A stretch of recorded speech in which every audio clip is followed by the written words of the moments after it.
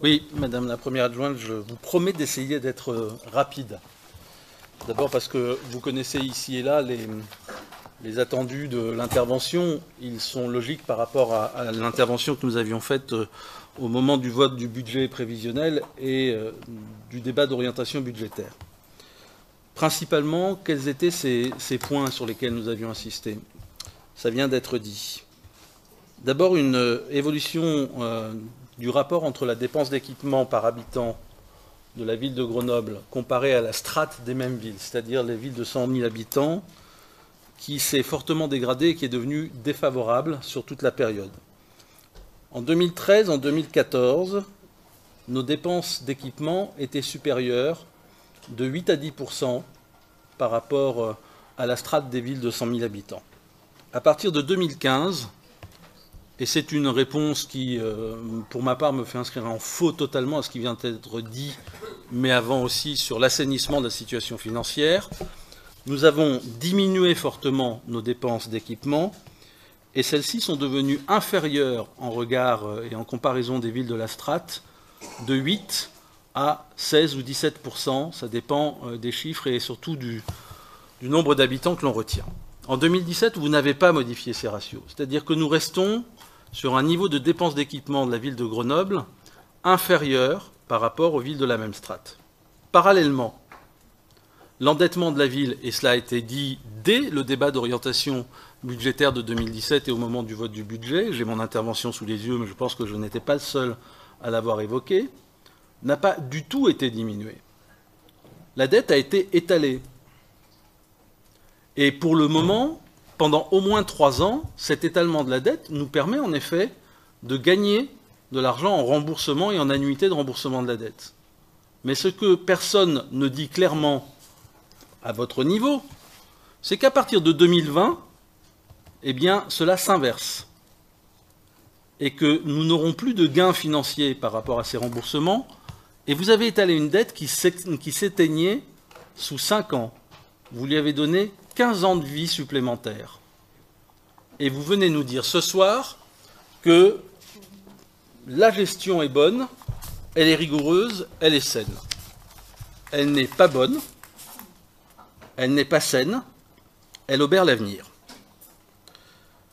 Notre stock de dette reste parmi les plus élevés des villes de plus de 100 000. Vous n'en êtes absolument pas responsable, soyons très clairs. Les 2 moments d'explosion de la dette sont connus, les Jeux Olympiques et le début des années 80, avec 2 pics très importants. Et depuis 30 ans, la ville de Grenoble ne sort pas de cette situation endémique d'endettement massif qui nous met presque au niveau de Levallois-Perret, dont le maire s'appelle M. Balkany, mais qui, lui, a une chance que nous n'avons pas, enfin lui, eux, parce que ce n'est pas lui tout seul, c'est que c'est la ville, Levallois-Perret, qui compte le plus de sièges sociaux au kilomètre carré, puisque vous avez une densité de richesse assez impressionnante sur ce territoire de la région parisienne. Le triangle nanterre, dont on ne parle pas souvent, Neuilly, Levallois-Perret, est assis, j'allais dire, sur un potentiel de richesse qui fait que l'endettement n'a pas la même lourdeur dans ces villes-là que quand on regarde le nôtre. Là où les questions se posent, c'est que, et c'est la première pour laquelle nous n'avons toujours pas de réponse, vous avez baissé le niveau d'investissement, vous n'êtes pas les seuls.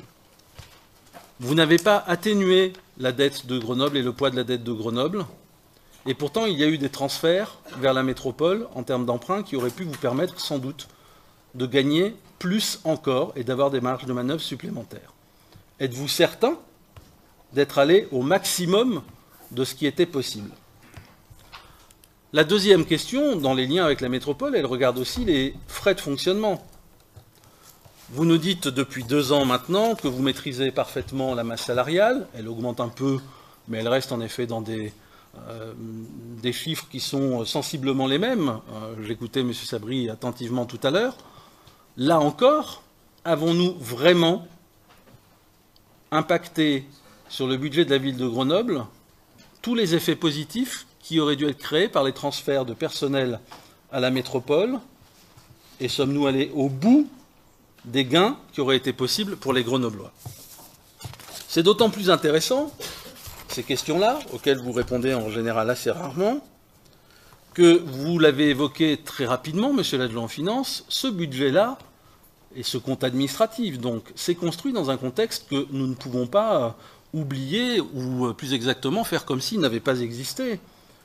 Vous nous avez présenté le budget 2017 au moment du débat d'orientation budgétaire sur la foi d'un document qui n'était pas très précis financièrement, puisqu'il avait été calculé à la louche, qui était le fameux plan de sauvegarde. Vous n'en parlez plus parce que, très honnêtement, je pense que les effets du plan de sauvegarde ne sont pas aussi impressionnants que ce que vous voulez bien nous dire. En revanche, ce plan qui doit répondre à la grande sobriété, à la grande rigueur dont vous vous gargarisez, à quel prix a-t-il été construit? Quels sont les services publics aux Grenoblois qui ont été supprimés ou amoindris? Quelle est exactement la réflexion sur la baisse de la subvention du CCAS, qui n'est pas liée seulement à des transferts à la métropole, mais qui a bien pour incidence des modifications du périmètre et donc de politique publique en matière de solidarité pour les Grenoblois, avec l'arrêt de certains dispositifs que vous avez assumés. Quels sont enfin, parce que là aussi on ne va pas faire l'inventaire à l'après-vert, quelle est la signification exacte de ces pratiques et de ces politiques qui ont été décidées? C'est une politique d'austérité, de rigueur. Vous aimez bien utiliser ce terme. Certains iraient même vous faire la critique que c'est presque une politique libérale ou de droite.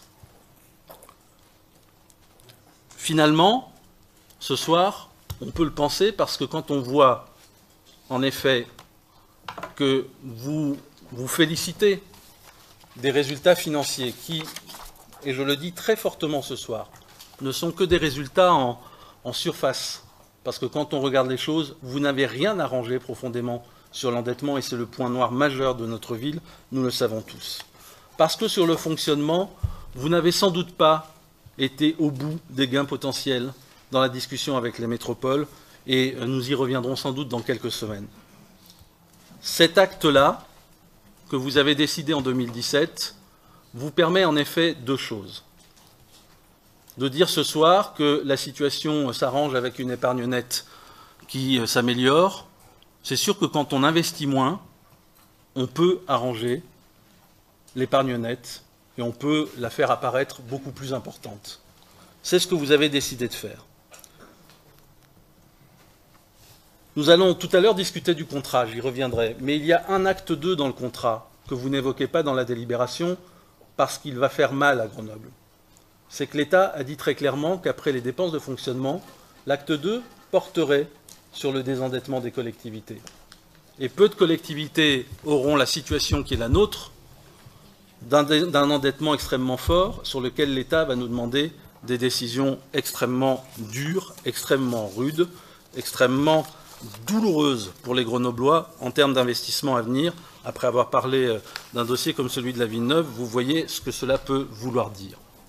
Alors je terminerai, parce que j'avais promis de faire court, je suis déjà à 8 minutes et demie, sur la façon dont vous présentez les choses. Oui, c'est moins que certains, mais quand même. La tutelle, la mise sous tutelle, le risque de mise sous tutelle. Finalement, ce soir, on voit bien la logique rhétorique qui est la vôtre. On l'a vu au moment du débat sur Villeneuve. C'est toujours faire miroiter le pire pour éventuellement imposer des décisions dont on se défausse en termes de responsabilité très très rapidement. Alors, monsieur l'adjoint aux finances, madame la première adjointe, mes chers collègues, je crois savoir qu'un rapport de la Chambre régionale des comptes, puisque vous nous l'avez annoncé la dernière fois, devrait venir dire quelle était la situation de la ville de Grenoble. Nous verrons si les termes de faillite ou de tutelle y figurent. Quand je dis y figure, ce n'est pas dans les réponses de la ville, c'est dans le rapport qui sera porté par la Chambre régionale des comptes, et à ce moment-là, nous pourrons avoir ce débat-là. Mais je crois qu'il faut arrêter de dire aux Grenoblois que nous allions droit vers la tutelle. Je vous l'ai déjà dit plusieurs fois. La tutelle, c'est un chiffre précis. c'est le fait que les ratios, en effet, ne sont pas respectés, déjà, pas seulement qu'ils risquent de ne pas l'être un jour.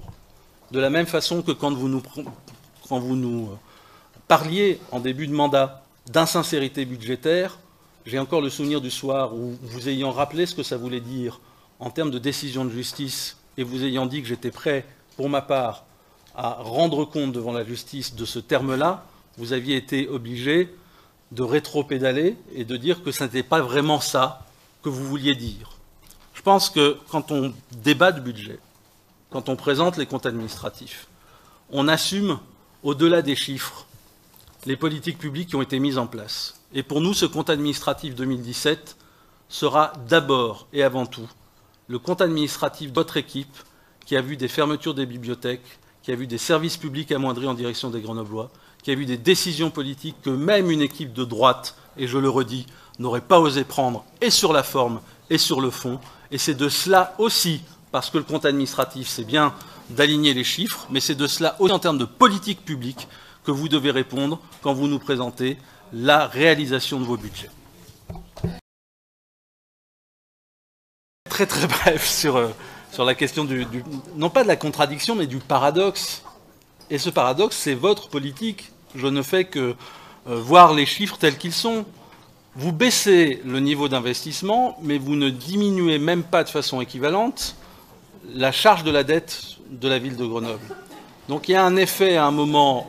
Attendez, laissez-moi terminer, s'il vous plaît. Ce n'est pas la première fois qu'on a ce débat-là. C'est quand même un débat qui mérite d'être un peu plus précis. J'entends, monsieur l'adjoint aux finances, que vous ne puissiez pas ou vous ne souhaitiez pas y répondre ce soir, mais il n'y a pas de contradiction à vous le dire, il y a plutôt une contradiction à faire comme si tout ça était très normal. Quand on diminue ses investissements, on devrait pouvoir quand même maîtriser son endettement de façon un peu plus sévère, pour ne pas dire rigoureuse. Or, malgré les transferts, y compris une partie de la dette à la métropole, et je ne vous accuse pas de ne pas avoir fait le boulot, je vous demande justement si on est bien certain d'être allé au bout de la démarche. Peut-être qu'on a encore des gains là-dessus à réaliser. Et oui, je suis monomaniaque sur l'endettement, parce que nous sommes ici en 2018 dans cette assemblée, le stock de dette, c'est plus tard qu'il devrait être réglé. Donc est-ce que nous travaillons justement pour l'avenir et pour faire en sorte que les Grenoblois soient moins endettés demain, qu'ils aient des marges de manœuvre sur la durée, ou est-ce qu'on se félicite simplement de marges de manœuvre retrouvées et que pour ma part, j'estime peut-être artificiellement créées. Et quand je dis ça, je veux que ce ne soit pas pris pour un terme péjoratif, parce que, étant donné qu'on vient d'avoir une tirade sur les attaques des uns et des autres, quand je dis artificiel, c'est qu'il ne faudrait pas qu'on se leurre d'un bon résultat court-termiste qui deviendrait un moins bon résultat ou une moins bonne opération à moyen terme et à long terme.